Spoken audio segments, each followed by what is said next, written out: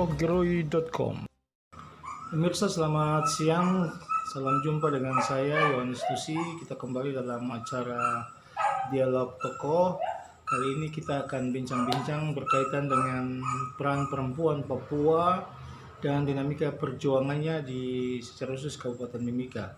Siapa figur-figur kita kali ini? Kita akan ketemu sama-sama dengan sosok yang sudah dikenal sebagian orang karena karirnya, karena kreativitasnya dan sinergitasnya dalam rangka pembangunan perjuangan perempuan Papua dan juga kreativitas perempuan Papua. Siapakah dia? Mari kita jumpai sama-sama. Ibu Yohana Arwam Nusi. Kebetulan saya berada di kediamannya dan beliau sedang menantikan kita untuk berbincang-bincang. Mari kita jumpa dengan Ibu Yohana Arwam.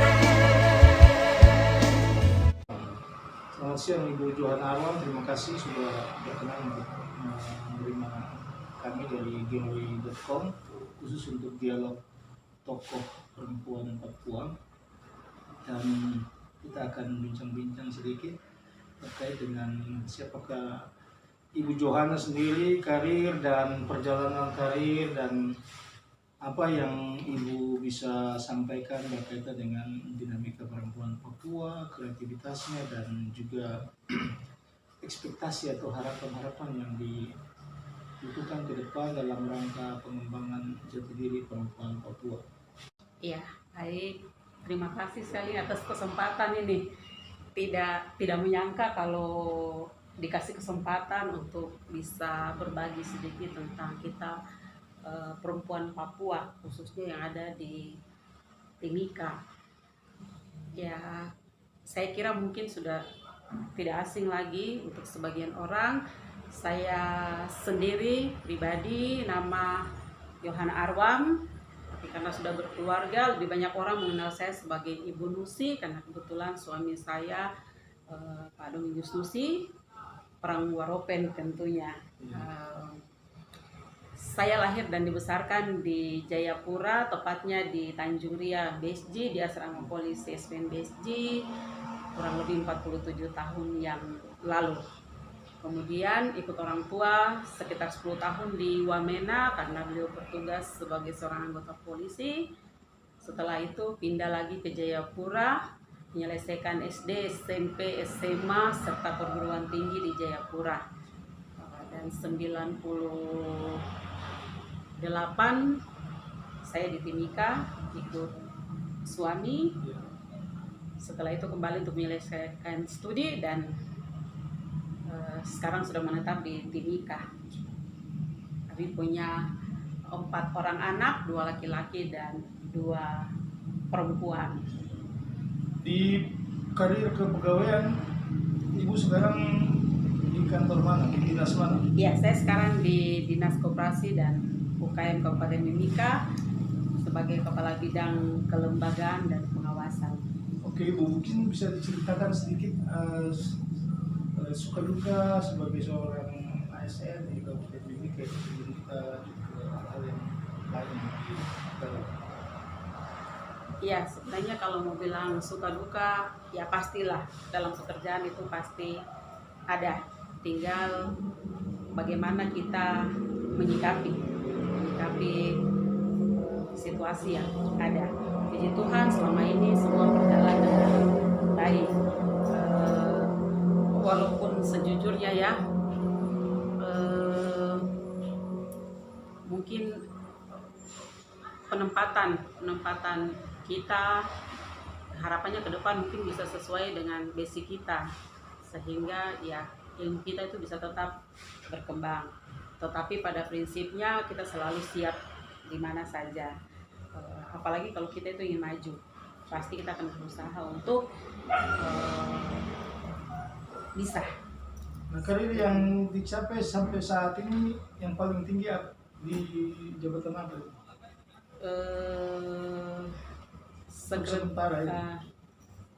Yang terakhir itu sekretaris di Dinas Pendidikan Menengah Kabupaten Mimika.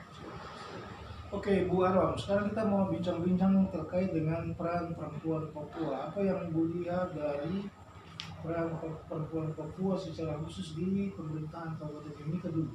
Silakan. Ya, kalau melihat peran perempuan Papua, sebenarnya sudah banyak kita ya Ya. yang punya peranan di pemerintahan, khususnya di Kabupaten Mimika. Kita lihat ada beberapa yang sudah menduduki jabatan eselon 2, kemudian eselon 3, dan pada prinsipnya semua berperan aktif, punya peranan yang luar biasa, walaupun dalam kesibukan sebagai seorang istri, seorang ibu, tetapi peranan dalam pemerintahan itu tidak pernah dilupakan. Mereka tetap melakukan tugas dan tanggung jawab yang sangat luar biasa. Adakah kendala-kendala atau kekurangan-kekurangan yang Ibu lihat sebagai perempuan Papua yang itu secara umum dialami oleh perempuan Papua khusus di birokrasi pemerintahan? Ya, sebenarnya kalau mau bilang kekurangan sih tidak ada, mungkin kesempatan saja. Kesempatan yang mungkin bisa diberikan seluas-luasnya, khususnya bagi perempuan Papua, dan terlebih khusus untuk kita punya saudara-saudara yang terutama yang asli dua suku besar ini dan 5 kekerabatan yang ada. Mungkin kesempatan saja yang kalau bisa itu diberikan seluas-luasnya buat mereka. Karena kalau dari sisi kemampuan, secara pribadi saya lihat mereka sudah punya kemampuan. Dari sisi latar belakang pendidikan maupun kemampuan mereka itu sudah bisa. Cuma sekarang kesempatan yang paling tidak diberikan seluas-luasnya kepada mereka dan umumnya untuk kita perempuan Papua. Nah, Ibu kan melihat bahwa dalam perkembangan ini Mimika akan menjadi sebuah kota yang disebut sebagai smart city, dan itu sebabnya apa peran perempuan, termasuk peran perempuan Papua itu sudah menjadi bagian yang natural yang harus tidak bisa dibanding-bandingkan ya. Adakah ekspektasi ke depan bahwa di birokrasi pemerintahan ini gambaran atau keinginan atau harapan ada perempuan Papua yang mencapai tingkat tertinggi di karir pemerintahan?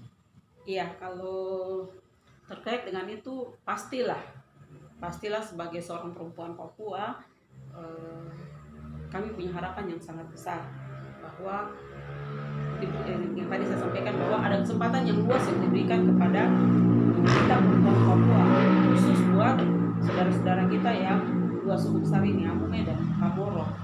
Itu harapan kita, paling tidak diberikan kesempatan dan kepercayaan pada mereka dan juga perempuan Papua yang lain pada umumnya. Kalau saya secara pribadi saya melihat bahwa dari sisi kepemimpinan mereka bisa. Mereka ya sangat berharap, dan bukan hanya di pemerintahan saja, tapi di legislatif berharap bahwa bisa banyak juga perempuan Papua yang ada duduk di kursi legislatif. Seperti itu. Sehingga apa yang menjadi kerinduan, menjadi pergumulan perempuan Papua khusus yang ada di Timika itu bisa tercapai. Sebab kalau kita cuma bicara tapi dalam kenyataan pelaksanaannya tidak ada, ya kata kita orang Kamur apa kona ya. Baik, terima kasih, mudah-mudahan itu tercapai. Sama seperti di tingkat provinsi juga ada Ibu Warom yang siap untuk menduduki karir tertinggi. Iya. Ibu Warom kan? Iya. Baik Ibu, kita akan coba bincang-bincang tentang hal yang lain. Pemirsa, kita akan lanjut lagi setelah pesan-pesan yang berikut ini. Jangan kemana-mana, ikuti terus tayangan Dialog Tokoh di rawi.com.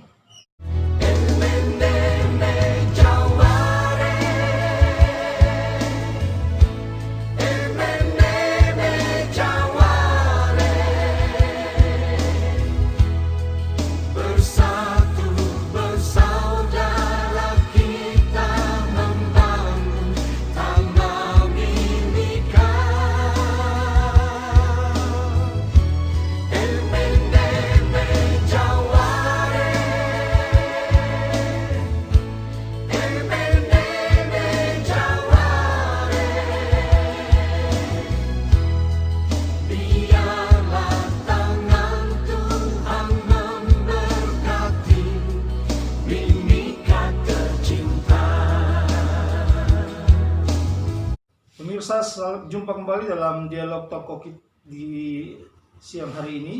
Kita akan lanjut bincang-bincang dengan Ibu Johanna Arwanusi. Kita tahu bahwa Ibu sendiri adalah salah satu perempuan Papua yang dikenal cukup agresif dalam pengertian, selalu memberikan ide-ide cemerlang, dan walaupun di luar dari tugas tanggung jawab rutin sebagai seorang ASN, Ibu juga berkarya. Kita dengar Ibu ada punya kelompok-kelompok anggrek atau mungkin kelompok-kelompok dengan tujuan Papua yang lain. Boleh diceritakan apa yang menyebabkan dorongan itu terjadi dan apa motivasi Ibu ke depan?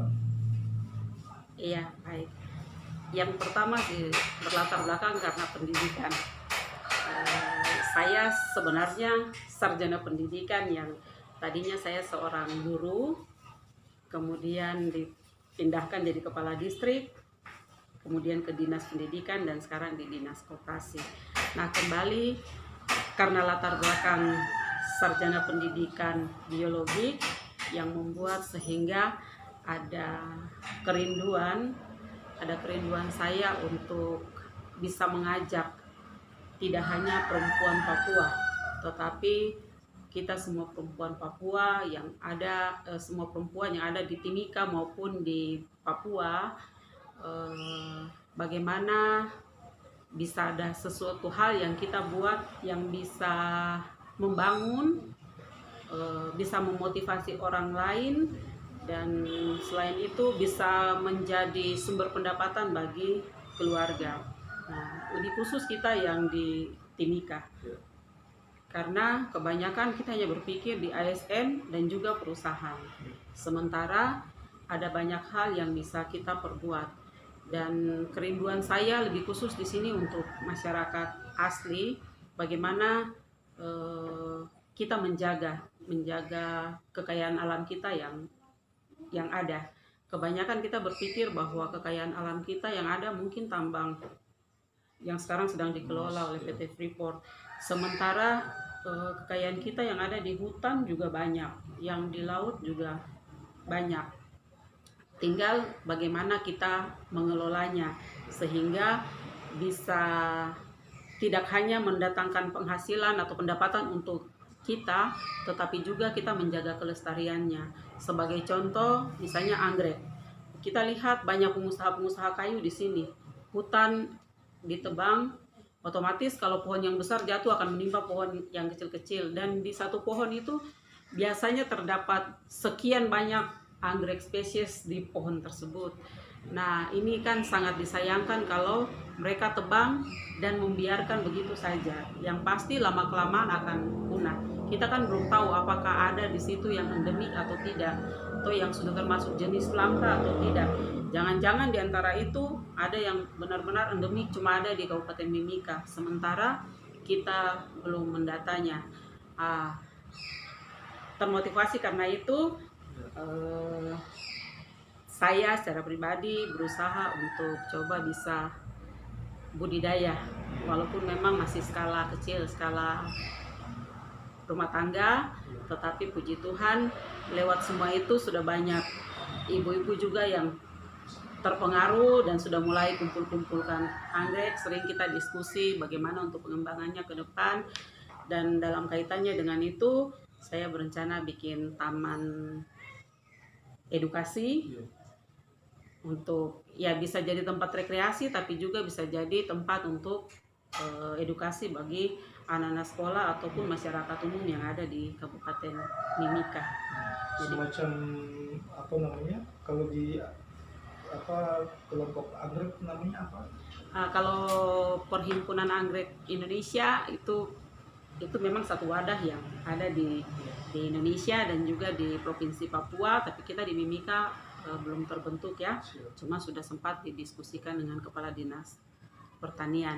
Tapi untuk di Papua itu sudah berjalan, dan saya juga tergabung di keanggotaan di provinsi. Ini yang sedang kita coba untuk memotivasi agar di Timika ini juga bisa ada satu organisasi PAI di Kabupaten Mimika, sehingga apa yang menjadi kerinduan kita ini bisa dapat terlaksana. Itu pernah membawa nama Hari Papua juga ya? Iya. Membawa anggrek nasional ya? Iya, kalau yang nanti saya buat ini milik pribadi, Iya. karena rencananya ada taman anggrek, tapi di situ ada laboratorium untuk penelitian pengembangan anggrek dan juga laboratorium untuk budidaya atau apa untuk pengembangbiakan kupu-kupu. Iya. Nah, karena kita tahu sebenarnya spesies kupu-kupu di Papua ini juga banyak. Tapi ya yang punya minat ke sana itu sedikit. Nah, kebanyakan dari kita memang berpikir menjadi ASN atau menjadi karyawan seperti itu. Nah, kerinduan saya sebenarnya kalau di Timika ini ada pusat pengembangan dan penelitian mungkin jauh lebih bagus, sehingga orang-orang yang mempunyai potensi untuk itu bisa terakomodir di dalam pusat penelitian itu.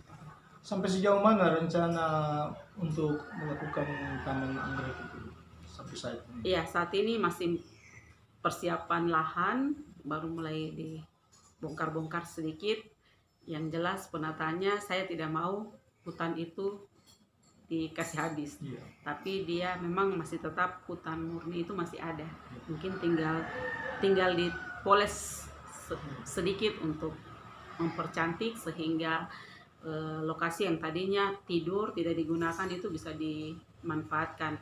Dan rencananya di situ juga selain ada taman bunga, ada kebun sayur organik, kemudian ada sedikit tempat untuk pengrajin noken, terutama 2 suku besar, dan untuk pengukir. Jadi memang untuk pengembangan seni dan budaya di situ juga ada.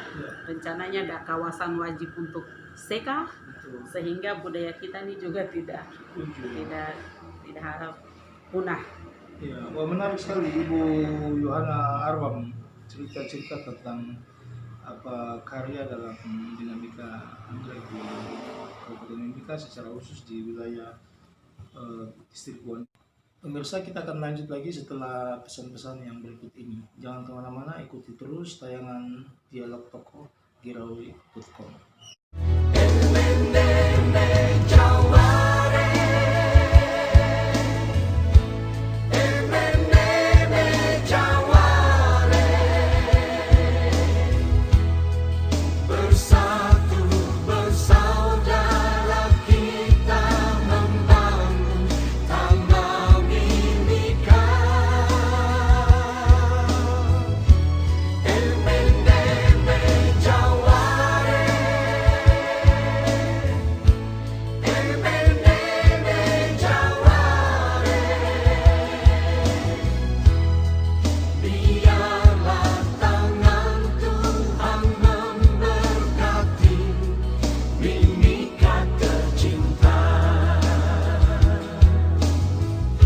Pemirsa, jumpa kembali dalam Dialog Tokoh di siang hari ini. Kita akan lanjut bincang-bincang dengan Ibu Yohana Arwam Nusi. Ibu, tadi Ibu ada cerita berkaitan dengan dinamika kreativitas dalam kelompok anggrek dan rencana untuk membuat taman anggrek, dan itu sangat potensial sekali bagi kepentingan perubahan-perubahan yang ada di wilayah ini. Nah, sekarang rencana yang Ibu sedang kerjakan apa dalam rangka mewujudkan itu semua? Silakan. Iya, yang awal baru mulai dari halaman dulu, karangan ini. Setelah itu lahan sementara kita persiapkan. Kemudian memang ada usulan, karena kebetulan kemarin saya dikunjungi salah seorang pakar anggrek dari Belanda, dari Universitas Leiden. Beliau sarankan untuk kalau bisa ada satu yayasan, tadinya mau khusus untuk anggrek, tetapi setelah beliau sempat melihat saudara-saudara kita di Pulau Karaka, sehingga beliau sarankan untuk yayasannya bersifat umum, sehingga bisa semua aspek kita masuki. Sementara masih dalam proses untuk sahnya. Kalau Tuhan sayang bulan Juli ini atau Agustus mungkin sudah final, sementara persiapan berkas-berkas dengan 4 pilar yang nanti coba kita ini. Yang pertama itu rencananya untuk menggalang dana buat membantu putra-putri Papua yang sementara berada di bangku pendidikan, yang memang mereka punya niat tapi karena keterbatasan dana untuk pendidikan. Itu yang pertama. Yang kedua, pemberdayaan perempuan Papua yang nantinya akan menjadi pilot project untuk perempuan-perempuan yang ada di Papua, bahkan mungkin bisa di Indonesia. Itu kerinduan kita, perempuan Papua nanti dia menjadi pilot project. Kemudian yang ketiga adalah wirausaha. Ini bertujuan untuk kita punya ibu-ibu rumah tangga yang ada, tapi juga anak-anak yang putus sekolah, dan juga mungkin saudara-saudara kita yang kemarin banyak yang harus diberhentikan karena penurunan tenaga kerja. Nah, itu yang ketiga. Yang keempat adalah pemanfaatan sumber daya alam secara bijak dan berkesinambungan. Seperti itu yang sementara dipersiapkan. Kita doakan supaya rencana ini sukses juga. Amin. Mungkin soal kreativitas ini saya juga tertarik untuk dapatkan pendapat dari Ibu Johannes sendiri. Apa yang Ibu lihat dari kreativitas perempuan Papua secara khusus di Timika dulu yang bisa kita kembangkan ke depan di luar pemikiran Ibu yang sudah produktif seperti anggrek dan taman bacaan itu? Silakan. Ya, sebenarnya kalau kreativitas kita di Timika ini banyak ya perempuan. Misalnya buat pengrajin noken, itu banyak. Kemudian dulu banyak yang buat anting-anting, tusuk-tusuk konde. Saya mungkin karena waktu itu belum sempat ada pembinaan secara khusus, saya sudah tidak pernah lihat lagi. Biasanya saya lihat di pasar sentral itu banyak, tetapi sekarang sudah tidak terlihat. Mungkin ini bisa dihidupkan kembali lagi, sehingga lewat keterampilan-keterampilan yang dibuat itu ada nilai-nilai budaya sebenarnya yang tersirat di dalamnya. Misalnya ada dibuat sisir bambu, kemudian gantungan-gantungan kunci seperti tifa. Kenapa kita tidak bangga kalau suatu saat orang yang datang ke Papua atau khususnya di Timika, mereka pulang membawa oleh-oleh berupa tusuk konde, gantungan kunci. Karena kan kita kalau pergi ke luar Papua, pas mau pulang pasti oleh yang kita beli yang khas daerah tersebut. Nah, harapan saya yang ini bisa dihidupkan kembali, karena banyak kok perempuan Papua di Timika ini yang kreatif. Hanya tinggal pembinaan, pendampingan seperti itu. Itu yang mungkin selama ini sempat mati. Tadinya sudah ada, tapi akhirnya sempat mati saat ini. Dan puji Tuhan, saya lihat di dinas koperasi, kepala dinas sekarang sudah mulai memacu kreativitas ini untuk bisa hidup kembali. Kita berharap ya Tuhan sayang bisa betul-betul hidup dan itu menjadi sumber pendapatan bagi keluarga-keluarga yang memang punya talenta di situ. Betul. Iya Ibu, mungkin apa yang Ibu lihat berkaitan dengan kendala yang menyebabkan apa yang dihasilkan oleh kebanyakan perempuan-perempuan Papua, apakah aksesoris, apakah noken, apakah keterampilan-keterampilan yang lain itu kemudian terhambat dan dia mati, harus dibangkitkan lagi atau kembali yang sedang dilakukan oleh Dinas Koperasi dan UMKM. Tapi terlepas dari yang sudah diakomodir oleh mereka, kan masih banyak itu yang di luar-luar yang belum teridentifikasi. Nah, kira-kira yang menyebabkan mereka itu tidak bisa eksis dalam melakukan aktivitasnya itu apa? Karena kesannya kan mereka melakukan itu hanya untuk isi perut, artinya untuk makan sehari-hari dengan keluarga. Tapi untuk dikembangkan, untuk berkembang lebih jauh, memproduksi itu keluar, itu belum pernah kita dengar di Timika ini. Nah, apa kira-kira kendala yang Ibu lihat? Ya, sebenarnya karena itu mungkin kita tidak punya sanggar ya, tidak punya sanggar yang bisa bisa menampung. Tapi sekarang nanti di Dinas Koperasi di bagian bawah itu ada showroom untuk hasil-hasil dari mama-mama ini sudah dirancang sedemikian rupa sehingga nanti hasil-hasil mereka tuh akan dipajang di situ.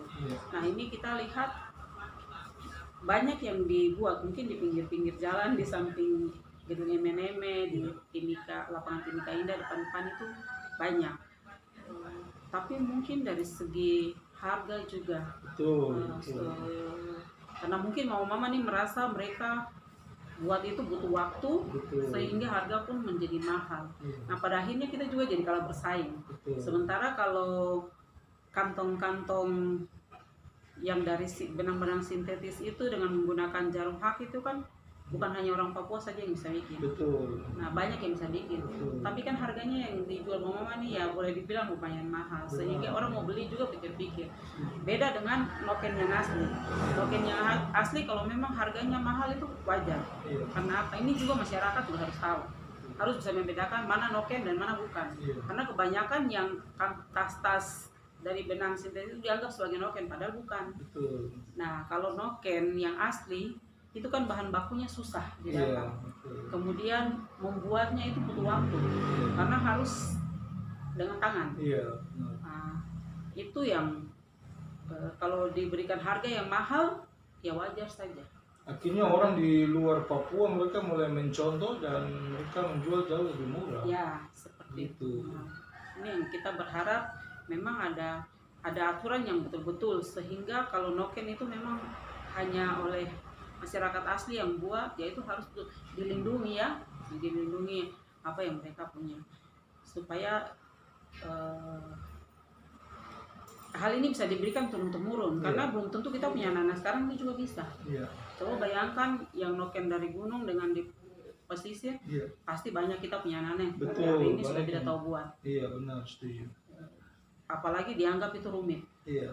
itu susah. Nah, berkaitan dengan pasar hasil produksi itu, kira-kira yang Ibu Yohana miliki orientasinya harusnya seperti apa sehingga mereka tidak hanya jual terbatas kepada orang kedua dan akhirnya orang kedua di sini mereka menjual secara mahal atau mungkin mereka berjualan hanya di pinggir jalan seperti yang banyak sekarang ada terlihat tetapi harganya mahal dan menyebabkan mungkin satu hari mereka terjual 1-2 saja mereka sudah sangat puas. Nah, ada tidak pikiran dari Ibu Yohana sendiri berkaitan dengan bagaimana memasarkan produksi-produksi ini ke depan dalam era-era seperti ini yang sangat sulit? Iya. Salah satunya tadi ya nanti yang lewat dinas ya, Iya. itu merupakan bagian dari promosi yang dilakukan oleh Dinas Koperasi dan UMKM dalam hal ini bidang UMKM. Tetapi juga yang rencana saya tadi yang taman rekreasi itu di situ juga nanti ada shop-shop kecil yang khusus untuk memasarkan hasil-hasil. Cuma memang kita juga kan harus eksis terus menyampaikan kepada mama-mama ini supaya ini kan terlihat bahwa mereka juga sekarang ini jadi bergantung kepada noken itu. Iya, benar. Kan dulu cuma 1-2. Iya. Sekarang sudah begitu banyak. Iya. Kemudian ada kelompok-kelompok tertentu yang sangat disayangkan yang saya lihat ada banyak juga yang sebenarnya bukan diproduksi di Mimika sini. Betul. Tapi akhirnya jadi beban buat Pemda Mimika untuk harus bisa itu mengakomodir itu. Iya. Padahal sebenarnya kalau kita lihat tidak semuanya Setuju. dibuat di Timika. Iya. Ah, ini dari yang saya lihat sejak saya menjadi kepala distrik Mimika Barat. Benar. Kami pernah di distrik dalam rangka HUT distrik lakukan pameran noken. Itu yang saya lihat ya, mereka datangkan, ada yang didatangkan dari luar Kabupaten Mimika. Betul. Akhirnya kan jadi banyak. Iya, benar. Bisa dibayangkan saja berapa hari sih butuh waktu untuk bikin noken itu. Setuju. Kalau tiba-tiba jumlahnya banyak begitu, Iya. kan kalau kita pertanyakan. Nah, tapi kan kita juga tidak bisa membatasi mama-mama ini. Untuk itu kan kita perlu untuk terus apa menyampaikan, mendampingi mama ini bahwa harusnya seperti begini. Terus supaya kalau mereka mau hasilnya ini bisa laku harus seperti apa? Ya mungkin ibunya, kemudian modelnya. Kan sebenarnya banyak orang yang tertarik cuma karena harganya seperti itu. Kerinduan saya seperti itu, kalau Tuhan sayang dan yayasan ini bisa terbentuk, ada bidang-bidang khusus yang kita siapkan untuk itu. Ada khusus untuk yang bagian pengukir, untuk yang noken, kemudian pemanfaatan pekarangan. Pemanfaatan pekarangan juga kita rasa penting karena kita ini kadang apa ya, sebenarnya ada yang bisa kita dapat dari sekitar tempat tinggal kita, tapi harap gampang lah ini. Ini saya sayangkan ini mama ini kan tadinya mereka itu petani, sekarang tidak lagi, karena hari-hari mereka duduk di situ. Nah yang lebih disayangkan lagi, saking sibuknya mereka di situ untuk bikin noken, anak-anak dan keluarga pasti terbengkalai. Benar. Nah ini sebagai seorang perempuan Papua, berharap kedepannya itu bagaimana kita bisa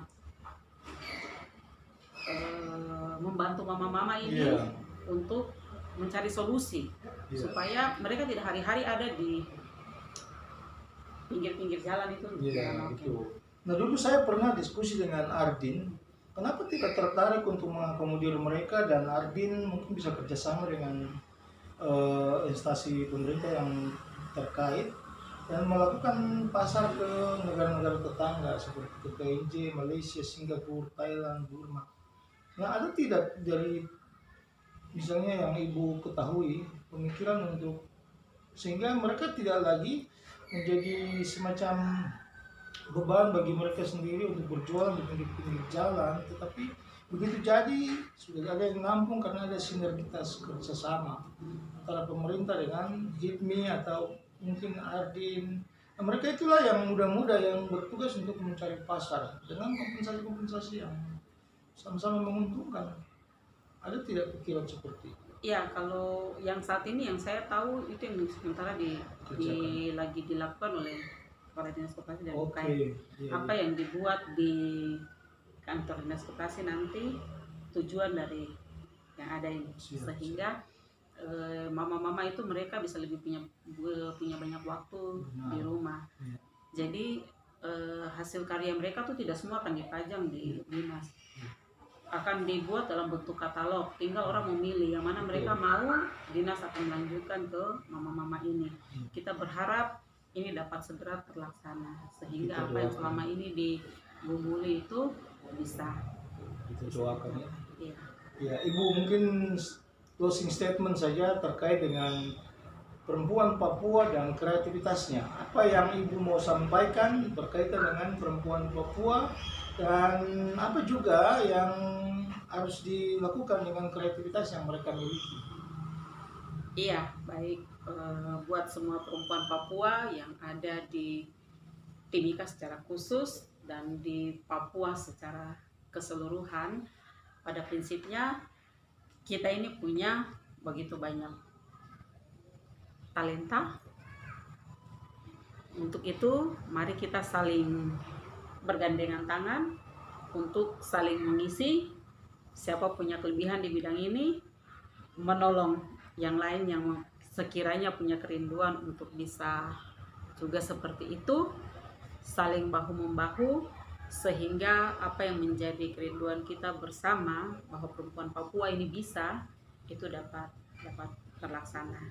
Kami memang ada rencana kemarin tapi belum, semoga bisa. Rencana memang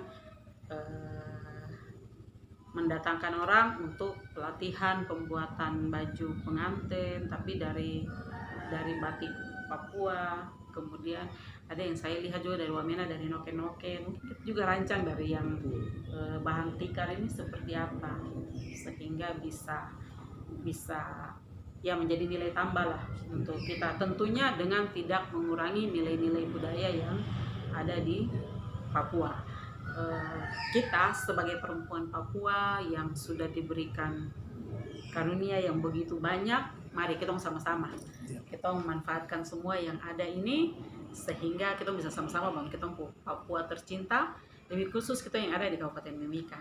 Saya tahu bahwa perempuan Papua yang ada di Kabupaten Mimika sangat luar biasa dan semua punya kerinduan. Tinggal bagaimana ada wadah yang akan menghimpun kita sehingga segala keinginan kita, niat baik kita untuk membangun tanah bangsa yang kita cintai ini dapat terlaksana.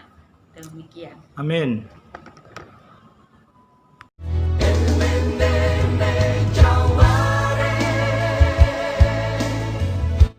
Pemirsa, demikian bincang-bincang kita dengan Ibu Johanna Arwam Nusi. Beliau salah satu wanita atau perempuan Papua di Kabupaten Mimika yang terus berjuang dalam rangka menunjukkan dan mengembangkan kreativitas yang dimiliki oleh perempuan Papua. Bahkan kebanyakan perempuan-perempuan Papua yang memiliki keterampilan yang sangat kreatif, tetapi masih membutuhkan dukungan dan pengembangan di sana-sini dalam rangka lebih memproduktifkan apa yang dimiliki oleh kaum perempuan Papua. Kita akan bincang-bincang lain waktu dengan topik yang sama dan tempat yang berbeda. Salam jumpa dengan saya Yohanes Nusi dari Dialog Tokoh Giroy.com, dan jangan lupa subscribe video, tombol like, dan bunyikan lonceng. Ikuti terus perbincangan kami Giroy.com. Selamat siang, sampai ketemu lagi. Terima kasih.